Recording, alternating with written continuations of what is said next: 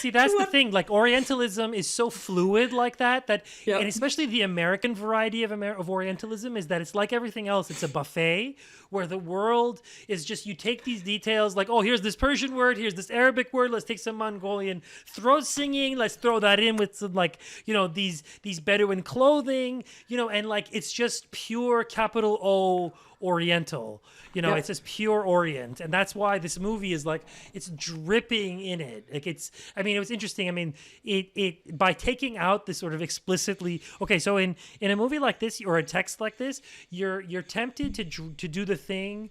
It's really pedantic, but it's natural, so don't feel bad. But of drawing lines, you're like, oh, that represents this, like that represents that, like this represents that. But that's the thing. The authors of these kinds of texts have a free hand because it's all refracted through this like house of mirrors called Orientalism, where anything becomes anything. It just has to sound Oriental. It has to sound, and in this case, this is where what's interesting, and of course, that's why I had to be on this episode, even though I've been on so many episodes lately, is that the fusion of the indigenous settler colonial relationship, like the relationship between indigenous person and settler colonial, that's a universal relationship, right? Like that's like in North America, so-called like East Asia, like those are encounters between settler and indigenous person. So that you can extrapolate from, and that you can sort of like move. But where it gets messy is where the thing that all commercial movies have to do, which is align with the formulaic kind of narrative structure of like, okay, hero needs to go through a challenge, and there needs to be like a love story, and there has to be heroic death of someone meaningful. So like, it has to like check off those terrible sort of like whatever. And I can't imagine the novel is so movie-like that way, that the novel must be like full of extemporaneous details, and the way that those genre novels, especially of that era, they really just, because you could just say anything, you could put anything and you're rewarded for it. You're like, oh, this guy's a genius. I mean, that's like what they did with the George R.R. Martin books. Like, that's why they got bigger and bigger, because you could just say stuff. It's your brain.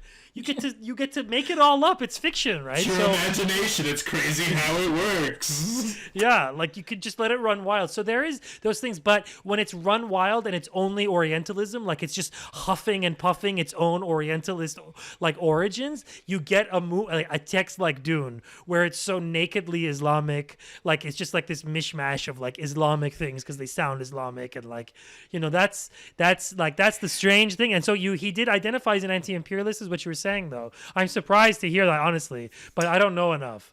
I don't know. I'd say he does identify as anti-imperialist and anti-colonialist, and if you read what he says about the books, that's what he was going for. But it's also it's a completely incoherent text, because while he's deconstructing imperialism and colonialism, he's also contradicting his own deconstruction. So it becomes very manipulative and he does, like, Sina, you're absolutely right. He throws in all of these Orientalist tropes that you get to the point where your head is spinning round and round because you're not sure which one he's employing at any given time. And then in all of it, like, it comes back to this white savior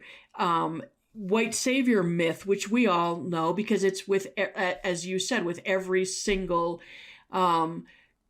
colonialist power, anywhere indigenous people have been colonized, you have this myth spring up. And sometimes the myth exists without even thinking about it because it's so ingrained in imperialist and colonialist societies. Well, I was going to say something. Yeah, go ahead. Is this a good time? Yeah. All right. I was going to say that we got to keep in mind is even if people identify as anti-imperialist and anti-colonialist, it's very common for them to fall into Orientalist or Yoded tropes, if we will. I know plenty of hippies who think they're on the right side of history that, end up playing Pocahontas, for lack of a better terminology, Well, yeah, I mean, if Orientalism has been like your inheritance culturally, the center of your education, like if like you've been taught like through the lens of white supremacy, of course, like that's how a guy like Herbert exists. Like he's a product of like American, like, you know, he watches the same six, you know, whatever. Like it's all the same, like the forces that bring people together as individual artists or whatever are historical. Like we know that. But, you know, I did want to pull it back to the movie because I did notice some interesting things that are so classically Orientalist. So like that I wanted to get out the own holy text. This is obviously Edward Said's book. So one thing he says, that this is for the viewers at home. So this Arabic, this is all fake. It's all pseudo Arabic, right? It just looks Arabesque, as they say, right? Like he couldn't have learned Arabic, right? The guy who did it was this guy Jean-Léon Gérôme. He was like this late 19th century painter or mid 19th century painter. When did Gérôme live? But so like it's a kind of example of how like you can just invent the Orient, and the detail of that you don't really need it. It's just the aesthetics of it, how it renders it as this sort of object of, you know, like exotic joy, right? And so there is this one thing though, is that part of Paul, played by Timothy Chalamet, part of his own, at least from the movie. I mean, again, the book is different. I can't go back to the book because I haven't read it. I literally got through like one chapter and I was like, I can't do this. I tapped out, and like 2 months ago. But there is this part where he clearly is interested in the colonized peoples of Arrakis, right? And he makes them an object of study, right? He learns about them. And there's this great line from, oh God, I lost it. I did this like 3 times. I prepared it, 92. Okay, it's Edward Said, Orientalism, page 93, and he's talking about a textual attitude, okay? A second situation favoring the textual attitude is the appearance of success. If one reads a book claiming that lions are fierce and then encounters a fierce lion, I simplify, of course, the chances are that one will be encouraged to read more books by that same author and believe them. But if, in addition, the lion book instructs one how to deal with a fierce lion, and the instructions work perfectly, then not only will the author be greatly believed, he will be also impelled to try his hand at other kinds of written performance. There is a rather complex dialectic of reinforcement by which the experiences of readers in reality are determined by what they have read, and this in turn influences writers to take up subjects defined in advance by readers' experience.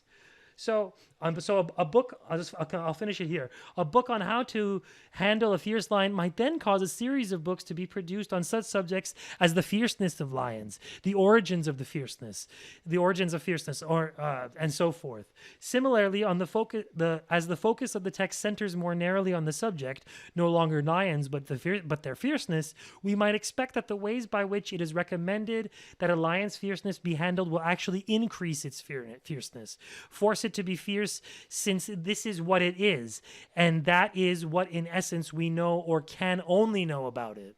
Sorry, I'm losing my headphones. So that was something I definitely noticed in like the whole staging of Paul's encounter with the Oriental, because part of, as Elena explained, the story of this is about a kind of a colonial kind of change of hands. For whatever reason, this former party, Harkonnen, has been dispossessed of their ownership or stewardship, it's called, of this planet or whatever, and its resources, and it's been handed over to this other planet. And apparently, I learned this from YouTube videos, that in the book, one of the reasons the Emperor plots the downfall of whatever Jean-Bertrand Aristide family, whatever they're called, the Aristocats, the Atreides, yeah, Atreides, Jean-Bertrand Aristide. Where did that come from? The Aristocats. Like whatever, like one of the things that they were like, he was proving to be too popular or something. So like this is a classic, like, oh, the good leader trope. Like, oh, I don't want, and this is like staged at the beginning. It's Oscar Isaac's character. I don't know who he is. He's always just Oscar Isaacs to me. But yeah, that's definitely a neo-colonial thing too, of like, oh, here's a good imperialist. Here's a different one than the one you're used to, you know? Absolutely. And that is so. And I think, so the Harkonnens are being moved out because of their treatment of the Fremen. Spice production has slowed. The Emperor also needs sort of he needs to exile Duke Atreides because he is getting too popular. So they move him to Arrakis.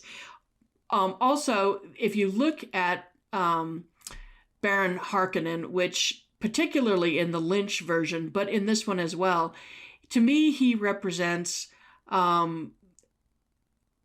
sort of imperialist excess and everything bad about capitalism. He is grotesquely fat. In the first one, he preys on young boys. Well, and he's got Sting oiled up in his underwear, his gold underwear.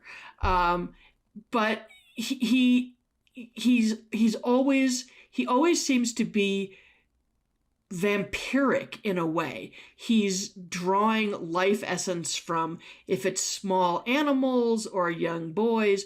So he is like the absolute essence of imperialism and consumer capitalism, and he has to be removed so that the good imperialist, the Atreides, can move in, and that we can make way for this Messiah. So there's where you get this very effed up, trying to be polite in my language because our producer's here and I don't want him to have to cut it.